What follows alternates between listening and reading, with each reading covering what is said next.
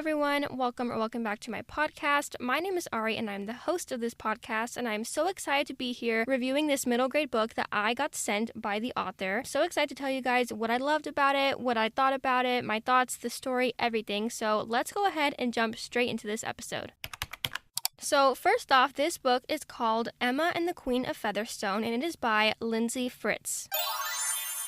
It is a middle grade book, and it is classified, in my opinion, as a sci-fi. So it's a middle grade, it's around 300 pages or so, and let me go ahead and tell you what this story is about. So our main character that we're following in this book is Emma, and this is a very interesting book, you guys. I usually do not read sci-fi. I don't think I've actually ever reviewed a sci-fi book here on the podcast. Oh wait, that's not true. I did do The 13th Circle by Marcy K. Connolly and Catherine Holmes a few episodes ago, and that one was it was like a contemporary sci-fi because it had to do with science and science fairs and aliens. That was a lot more normal to what I usually read. That kind of goes with it. But this, I never read books like this. So I was very excited to reach out to this author asking for her book, and she sent it to me. So thank you so much, Lindsay, for sending me a copy and for signing it and for the little thank you letter. It was so sweet. But yeah, so I was super excited when I got this book because it's kind of about like Mars exploration and stuff, except not necessarily like on Mars, but about different planets and all of the different stuff. And it really reminded me of like a show that I love. The show that I'm talking about is called Lost in Space. It's a Netflix reboot show of like the original one from the I don't even know when, like 80s or 90s or 70s. I'm not sure, but the older show Lost in Space, Netflix remade it a few years ago. They did like 3 seasons of it, and a few of the parts kind of reminded me of that show. But yeah, so I'm not really used to reading books like this, but I'm super proud of myself and happy that I did end up reading something out of my comfort zone because it was definitely a very fun experience. So like I said, our main character here is Emma, and we're following her, and at the start of the book with her life on planet Earth, which, you know, is obviously where we live, very normal and relatable to us. So she lives on Earth, and then we have another POV. We have many POVs. I think it's like 4 in this book. We go to another character, and her name is Lena. I hope I'm saying that right. And she is on a planet called Mara. I also hope I'm saying that right. The thing with fantasies and sci-fis is I never know if I'm saying the names right. So Lindsay, my apologies if I'm saying any of these amazing names or places wrong. I'm trying my best here, so that's what I think. So I think her name is Lena, and the planet is called Mara. And basically we go back and forth between Emma and Lena and some other characters both on Earth and on Mara. It's really cool because I'm not explaining it that well, but it's like the POVs. It starts off like, look, chapter 1. Well, actually, I love that we first have a story, like a legend, you know, like at the beginning. So it has this thing about the red planet, as they call it, and it just gives a lot of context to the story. If you go back and read it after you read the whole book, it actually makes a whole lot more sense. But I love when books have that at the beginning. It's kind of like a little prologue. But after that, we have the first chapter, and these chapters are named by the characters. So chapter 1 is Emma, and it's Emma's POV, and she's the main character, and she's the one that lives on Earth. So it starts off of her life in Earth, and then if I skip over to chapter 2, we have Lena. So this is Lena's POV, and it says location Mara, 1 month until E2 contamination. So that means something. And then chapter 3 is a chapter named Dexter. That's another character on Earth. And then chapter 4 is back to Emma. And then chapter 5 is, let's see, what is chapter 5? Chapter 5 is back to Lena and Mara, day of E2 contamination. So you might not understand actually anything of what that means, but basically each chapter is either from people from Earth or people from Mara. And the contamination thing is basically that Emma gets transported from Earth to Mara. So that's kind of what the whole book follows. Emma is just a normal kind of random girl living on Earth, but in this version of Earth, they're very advanced, and they just like learned how to travel through light speed. So they're very much advanced and with technology and all that stuff. And one day she's just out, and then she finds a portal, and she gets transported to an unknown place that she later learns is called Mara. So she gets transported, and then the rest of the book and the beginning of the book is just her life before that and then her life after that. And it's super funny because in the book, the main girl, Emma, she doesn't react that much to being like transported into a whole new world and away from her family and friends. And I just like, it was funny to me because I know that I personally would totally freak out. I would be crying, I would be screaming, I would be so confused. And I guess she's just like a really brave character because she's confused and sad, and she has those moments of showing her emotions, but it's also like she learns to live with it. And I feel like that's a really good thing to have in a book because it shows that you should be strong and brave no matter what the circumstances you are in, but also able to show your emotions. But like if it were me personally, I would just just be like, what's happening? I don't want to be here. How do I get home? I guess I'm a very weak person, and Emma is just an amazingly strong character. Another thing I found super interesting was that in the book, it starts off of like going day by day from the days prior to when Emma gets transported, and then when she does get transported, and then her life after on Mara. But it's like it started off going day by day, and then it goes from like, I think 5 days after she gets to Mara, and then it skips to like 6 months after Mara, and then like a year after she got there, and so on. So that was super interesting that this book took place over a year or so. It just took a lot longer than normal books. I feel like normal books will like take a few months, or some will take a day, overnight, a week, whatever. But this book lasted a long time, and I liked that. You got to see a lot from the character. Also, the world building in this book is great because it is a sci-fi and obviously a whole new planet, and there's creatures and different things. And also on Mara, they are super advanced. Everything is just like so futuristic. I mean, they have portals. Like, are you kidding me? But it's like the world building was done so well that I was able to follow everything that they were saying and not be confused with like who is who and what is what on what planet. Although it did get a little confusing just because like both of the girls at the beginning were on different planets and they both had male friends, and it was like hard to differentiate who was who. But after she got onto Mara, there was no confusion at all. I knew who everyone was. Also because I spent more time with the characters, you know, obviously as the book progresses. So yeah, I enjoyed this read because it was unlike anything I have ever read before in a good way. Like, I've never read a sci-fi book really, so this being one of my first sci-fi books, it was really enjoyable. And also, I've never heard anything like this as a story, so that was also super fun. This book was pretty fast-paced. By page 30, Emma's already in Mara. She's already been transported, she's already off of Earth, and everything else starts from there. So basically, yeah, if I didn't explain what the book is about, Emma is on Earth, she gets transported to Mara, and the rest of the book, she's trying to find out how to get back. But when she finds out that there may not be a way to get back home, she has to learn to live on Mara and to become her own strong person and just do all of the duties and things that she has to do on Mara, being a new person in this universe. So that's kind of what the book follows. I don't want to give away the ending. That's kind of like the first half or so, but I don't want to say what the second half is because then I'll give away it for you guys. So if this book sounds like your cup of tea, something you would like, be sure to click the link in this episode description to check out Emma and the Queen of Featherstone by Lindsay Fryc. I will be there. You can purchase it. So like I said, if you are a fan of sci-fi and middle grade and just being your own self and friends and family and trying to find your way in the world and find where you belong and adjusting to change and all of that sort of stuff, and of course obviously sci-fi and traveling to planets and stuff like that, then this is definitely the book for you. It's called Emma and the Queen of Featherstone. It's by Lindsay Fryc. It's an awesome book. It's a middle grade. It's around 300 pages. It has different POVs. There's character illustration on every chapter so you know who is who. And yeah, I do recommend checking it out if this sounds like something you'd be interested in. And don't leave yet, you guys, because I did have the amazing opportunity to get to do an interview with the amazing author of this book, Lindsay Fryc. So here is the interview that I got to do with her.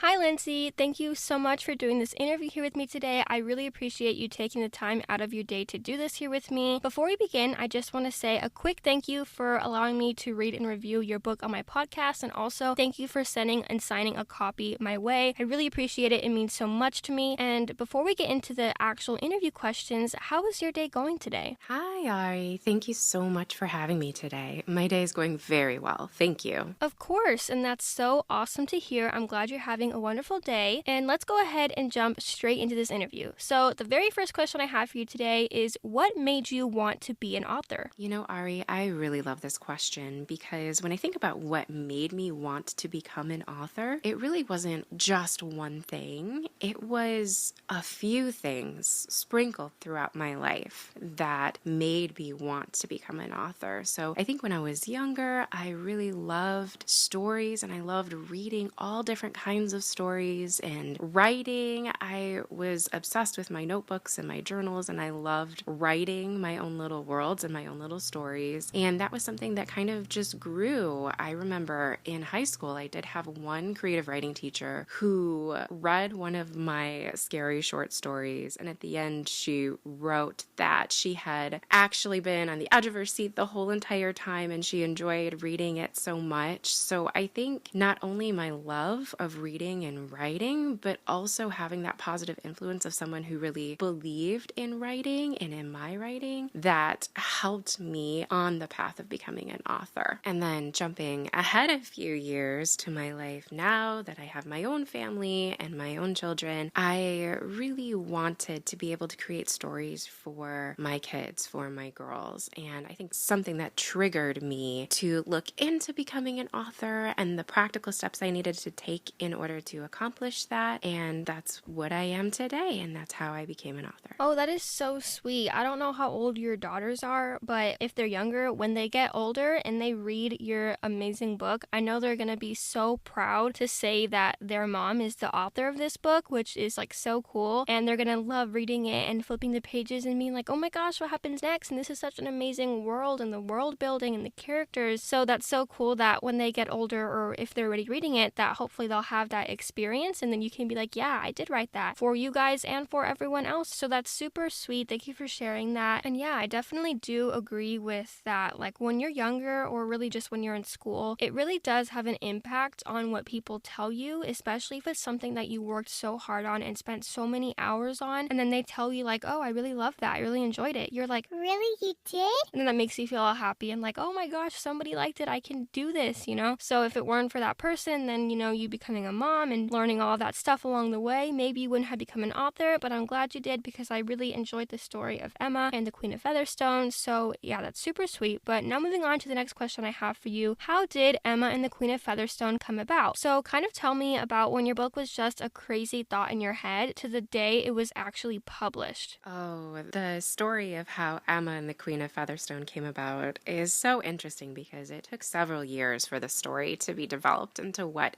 it eventually became when it got published. I loved the idea of putting my eldest daughter in a story, and when she was born, I wanted to write a story that was just for her, something that was fun, probably fantastical, something that was fantasy, and something that was just fun to write. But it was interesting, the story actually started to take more shape as I learned more about my great-grandparents and other German-speaking Russians that lived under Soviet rule. So that kind of shaped the story a little bit as I was writing it. And the novel actually turning into a science fiction novel, though, that stemmed from something that my daughter came home from preschool saying to me and asking me. She had just started school. I think it wasn't even a month that she had been in preschool. And she came up to me in her Disney dress and she said, Mom, girls can't be good at video games. Only boys are good at that, right? And I looked at her and I just was so shocked that this little girl was already coming up to me and asking me about something that she couldn't possibly be good at because she was a girl. And so at that moment, I think I switched in my brain a little bit with my story and turned it into a science fiction novel and a story that could be a good representation of girls in science fiction and having her have a fully rounded personality of everything who she was, but still be set in this world that she typically wouldn't be seen in. And so I really loved being able to develop this story and have it be off-world and this girl who is enjoying the experience of learning about another planet and about other things that are going on in the universe. And I think that is what really stemmed and created and shaped the story as a whole. It really was my daughter and her experiences, as well as mine as a girl who loves science fiction. And that's how Emma and the Queen of Featherstone developed. And after finishing the story, that's when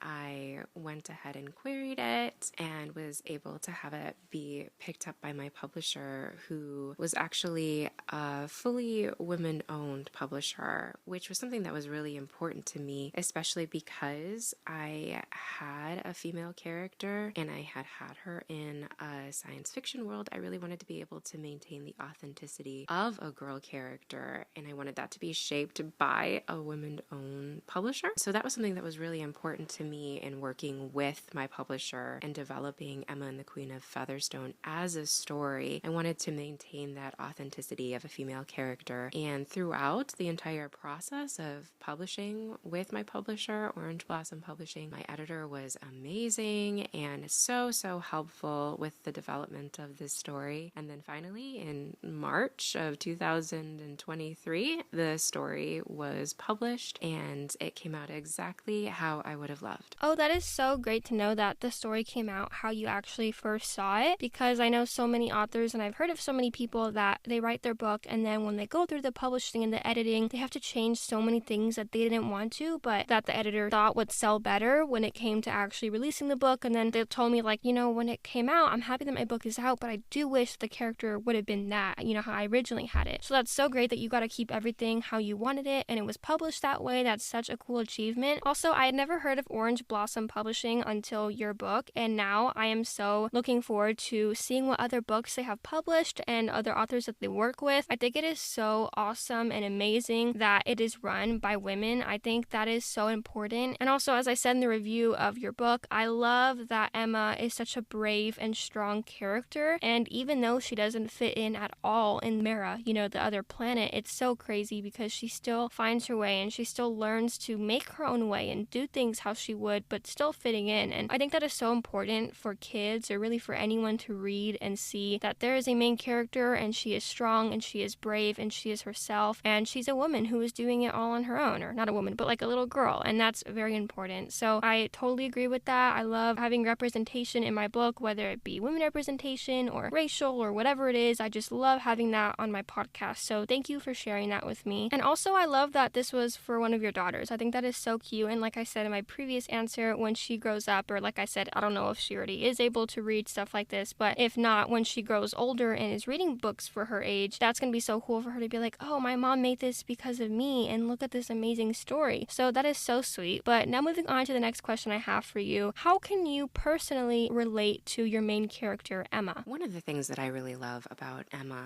as a character in Emma and the Queen of Featherstone is that I wrote her with emotions and reactions based off of my own daughter. So she is so similar to my own daughter. But because in this story, Emma is a 12-year-old girl, and at the time that I started writing this story, my daughter was actually 4. I had to age her up to be 12. So thinking about her in terms of who she would be as a tween was something that was really interesting to me. And I think I kind of had to mold this character to be a little bit of my daughter and a little bit of me and what I remember from being a tween myself. So I really relate to the character of Emma, because not only is it my own daughter, but it's also a little bit of me and a combination of both of us. And so I love being able to see a character who is strong-willed and who has emotions and who has the ability to express themselves in a science fiction setting, and to be able to do that and weave that into it was something that was so special to me. And so I really loved developing the character of Emma to be able to have these adventures. And so really it's me and my daughter being able to have these adventures. And so I really love this character, and I hope everyone else does too. Oh no, they definitely will. Maybe they won't like everything about her or everything about the story, because obviously everyone is open to having their own opinions, but I know that they will definitely find something to love in Emma, because I definitely did. And let me just say, if Emma is like you and your daughter, that's crazy that y'all are that like strong-willed and just brave. Like, y'all are amazing, because as I was saying in the review, I was like, I would be freaking out if I went to another planet, but Emma was so not calm about it. Obviously no one is calm about going to another planet, but she kept her cool and she had her moments of showing her emotions. Everything you said totally came through with her emotions, but also being able to be strong and brave and all that stuff. So you definitely wrote her character very well, and to know that that's based off of your daughter and you kind of mixed and coming together, that's so cool. I've always thought that is like one of the coolest parts when being an author and having your book published, having you kind of out there in the world. And what I mean by that is that you write your stories, like any author, they write their stories and they write them with little parts or little things that are them or their family members or their life or their childhood, all of this stuff. They put little, like sprinkles of their own life and story into it. And when it gets published and other people are reading it, it's so cool because you know that that's out there. You're the only one who may know unless you tell other people, but you know that that character's name is your mom's name, or that that pet is the first pet that you ever had that is now in heaven. It's just like all of these cool little secrets that are out there in books and that you get to share with people in interviews like this. It's so so cool and amazing. So thank you for sharing those little secrets. Now, if I read the book again, I'm going to be like, oh, this is like Lindsay and her daughter and how they are. And this is that and that's that. So yeah, that's super cool. Thank you for sharing that. But now moving on to, unfortunately, the last question I have for you. I can't believe this interview is already over. It is more of a fun question though, so that's exciting. I always like to do fun questions at the end just to kind of,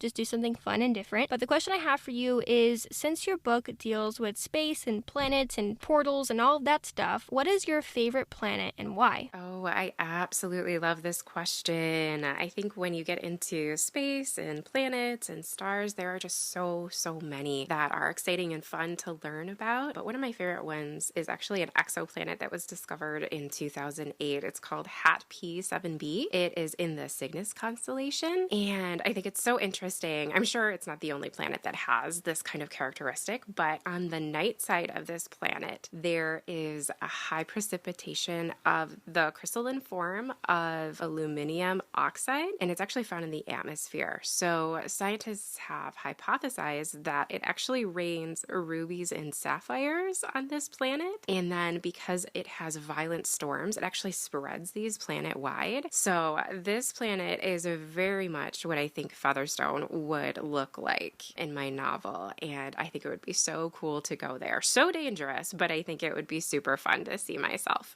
Yes, definitely. If you're going on that trip, please invite me with you because I want to go where it rains crystals or whatever you said. I want to go there. Would it be dangerous? Yeah, but would it be cool? Yeah. So that would be so fun. We can make it a little girls trip. No, I'm just kidding. I mean, I would never actually, but in a fake world, I would. So we'll keep it at that. But thank you for sharing that. I don't remember the name of the planet. I'll have to go back and listen to the episode, but that is so cool. I am not personally too much into space. Like, I think it's super fascinating and interesting. When I look up at the stars, especially the moon, I think it is so beyond beautiful, but I'm not so much into like looking and researching stuff like that. But one of my sisters is, like, she always watches the SpaceX launches, and she even named one of her characters on a video game on Animal Crossing New Horizons. That's kind of random, but she named her character on that after a constellation because she loves space so much. But I'd never actually heard of that planet or whatever it's called, whatever it was. I've never heard of that before, and I've also never heard of a planet having storms that rain crystals and whatever else you said. So that is just so beyond cool and fascinating. I'm gonna go tell her that, I mean my sister, right now to see if she knew that that was a thing, and if not, I know she's definitely gonna wish she was there. So that's so cool. I now actually want to do research on that. I'm literally gonna go look it up after this. That's so cool. Thank you for sharing that. And now the interview is unfortunately coming to a close. Thank you once again so much for taking the time to do this interview. It was such a pleasure getting to talk to you. And yeah, once again, thank you for sending me your book and allowing me to review it and share it with my listeners. And I hope you have an amazing rest of your day. You're welcome, Ari. Thank you so much for having me. I truly enjoyed speaking with you today.